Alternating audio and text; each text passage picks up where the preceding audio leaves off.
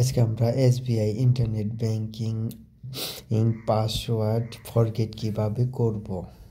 তো পাসওয়ার্ড সবই ভুলে যায়, তো কীভাবে করব, ঠিক আছে। তো আপনি প্রথমে আসতে লাগবে গুগলে আসার পরে যে কোনো ব্রাউজারে যেতে পারেন। আমি ক্রোম ব্রাউজারে আসছি, তো এখানে সার্চ করবেন ইউনো এসবিআই।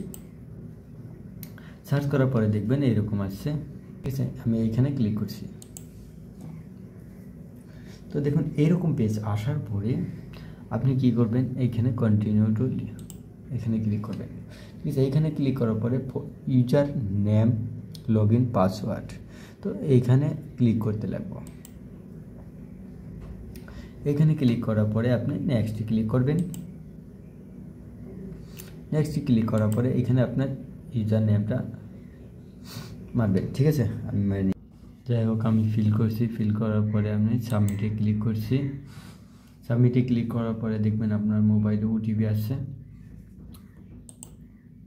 দেখুন আমি ওটিপি ফিল করে দিচ্ছি।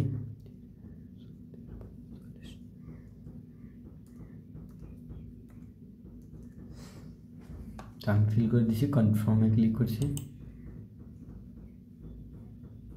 কনফার্মে ক্লিক করার পরে আপনি দেখবেন এটিএম ডিটেলস দিয়ে ঠিক করতে চান না প্রোফাইল পাসওয়ার্ড দিয়ে, আমি তো ইউজার এটিএম দিয়ে করতে চাই, ঠিক আছে।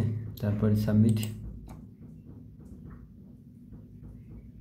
তারপরে আপনি দেখেন আপনার ব্যাংকে কত এটিএম হয়েছে, অ্যাক্টিভ করছেন ডিঅ্যাক্টিভ করছেন সবগুলো দেখতেও পারবেন এখানে, ঠিক আছে। তো এখানে এটা এক্সপায়ার, তো আমি এটাই ক্লিক করছি আর কনফার্মে ক্লিক করছি। কনফার্মে ক্লিক করার পরে আপনার এটিএমের যে পিন ডেট এক্সপায়ার ডেট,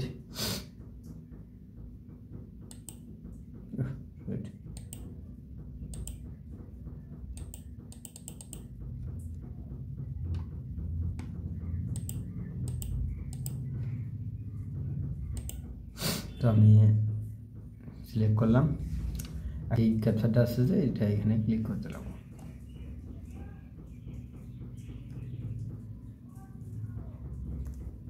ঠিক আছে। তারপরে আপনি কি করবেন, প্রসেসে ক্লিক করবেন।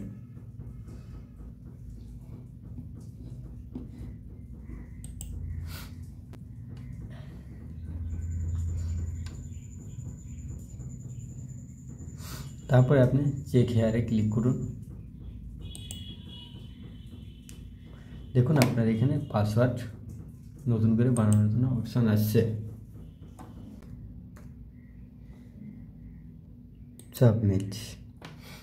সাবমিট করার পরে দেখবেন আপনার এইরকম আসছে, ইয়ার সাবমিট আইডি, দেখছেন। তো এতখানি করার পরে আপনি আপনার ইন্টারনেট ব্যাংকিংটা লগ ইন করতে পারবেন, ঠিক আছে। আমি লগ ইন করতে